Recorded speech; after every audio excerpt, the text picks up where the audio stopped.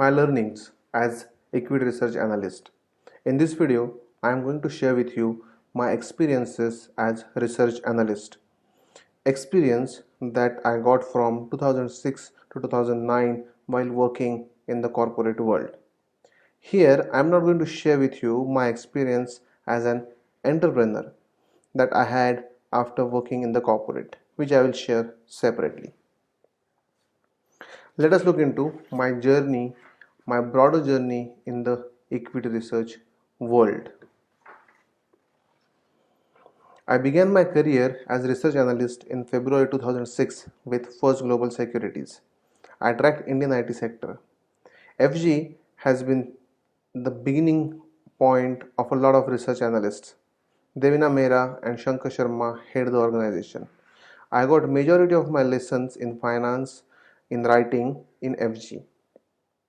Then I moved on to Religare Securities. I continued to track IT sector and I also got exposure to few of the investment banking deals and IPOs where I worked on suggesting valuations and how valuations look like. Mrs. Sangeeta Purushottam was head of equities at that point of time. Under her guidance, I learned how to write professionally, how to present your point across, and got majority of the client exposure. Then I further moved on to Ambit Capital. Here I worked over as research analyst for IT sector only. Got exposure to a few more investment banking deals that enriched my experience. After that, I launched my venture. How, what, and why about this venture we will see in some other video. So let us look at what did I really learn. Mostly learning is in hindsight. Once you have passed from the experience, you are left with some learning. I am, of course, going to share with you such learnings that has transformed my life. I am going to divide my learnings in 4 areas. One of them is financial aspect. The other is the skill sets I developed. The third is interpersonal skills or interpersonal aspects. And fourth is aspirational aspects. Let us begin with financial aspects. We had fantastic exposure of financial knowledge in our institute, and to a certain extent we also had exposure to using MS Excel as well. In addition to that, I got to learn in-depth revenue analysis. Earlier it used to get over with segment breakup, volume and pricing, whereas in the role of research analyst it demanded to focus on other aspects that would help build revenue model for the company. It emphasized to identify the factors behind the volume growth and pricing movement. The second aspect is in-depth cost analysis. Earlier, we used to focus only on cost per unit and quantity purchased.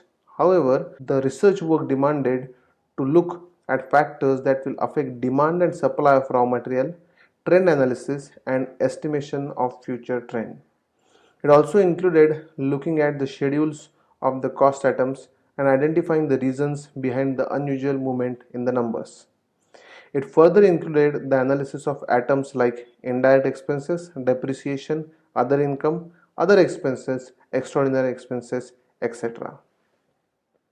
The next aspect is ratio analysis. Ratio analysis is critical aspect, but the main difference in corporate ratio analysis is that the individuals in the corporate world will connect the movement in ratios to happenings in the industry. They will also reflect on what could be expected trends in the ratios. In the ratio analysis, critical was ROE analysis. Our work stressed a whole lot of time on DuPont analysis and identifying the factors that have and would affect the ROE of the company. Next comes valuation.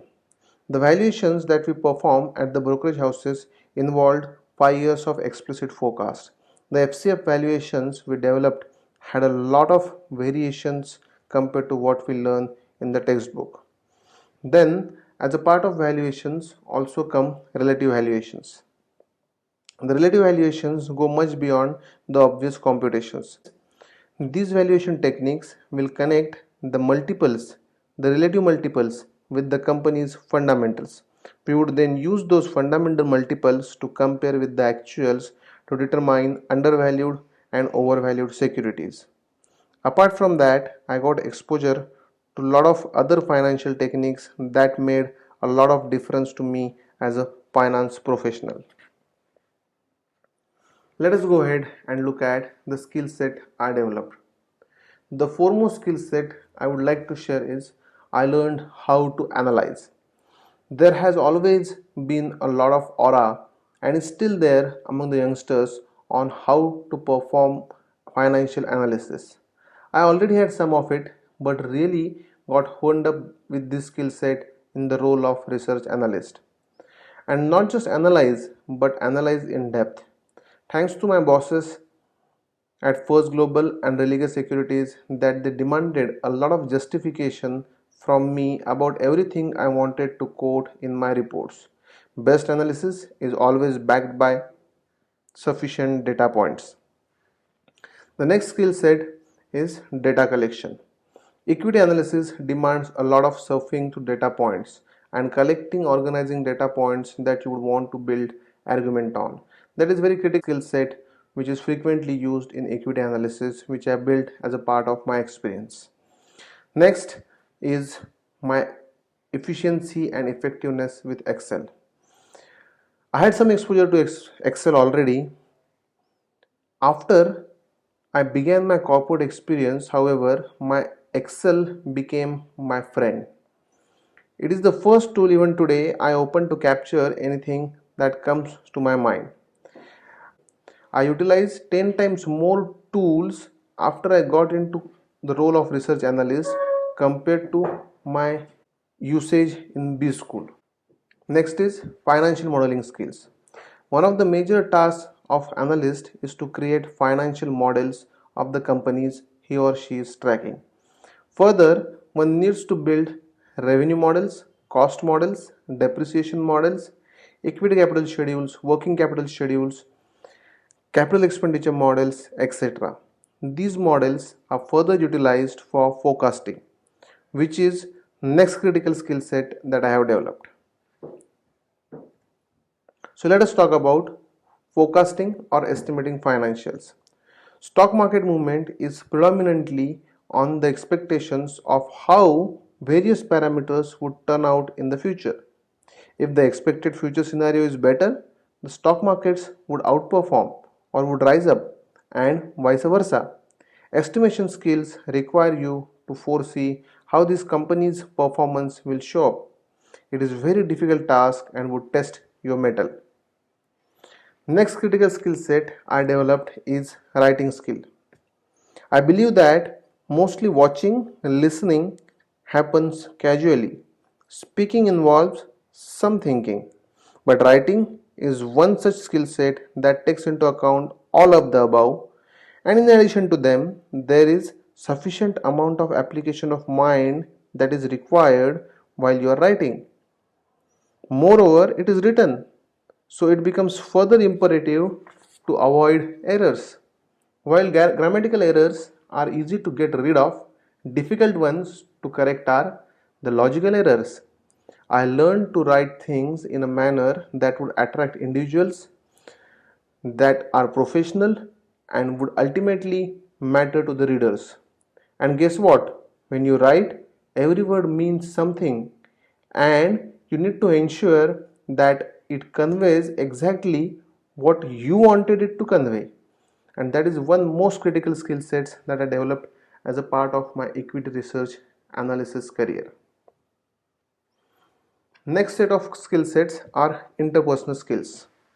This is one of the greatest achievement I had apart from the skills that I have mentioned so far. One of the critical skill set is to interact with the individuals having senior positions in the company. One of the early assignments given to us was to get appointment with the CEO or CFO of the company. Now when you join as a beginner, it is a daunting experience to even ask for the appointment with the senior member of the management. I learned a lot of things out of taking such appointments and actually causing such meetings. The real learning came in preparations required to cause such meetings effectively. Another critical learning was to go to analyst meets and ask questions in a manner that would generate critical information for your clients. Now there are multiple analysts, and what to share with the client so that he can gain lead in terms of taking positions in the stock markets becomes critical. And questions are the answers, but what question to ask requires a lot of brainstorming, a lot of thinking, and that is one of the skills that I developed as a part of my role as a research analyst. I also got to learn a sort of difficult questions to the management. Now these questions need to be asked without hurting the sentiment of the management and maintaining the decorum of the meeting. So I learned that one critical skill set where I could ask the questions the management would be uncomfortable to answer. The next skill set that I developed as a part of interpersonal skills is how cohesive management presentations are. I got to learn the ways senior management will present cohesively and how well rehearsed they would be before they actually present. There were occasions when analysts would struggle to get required information from the management. So those are the interpersonal skills that I learned from my experience as a research analyst.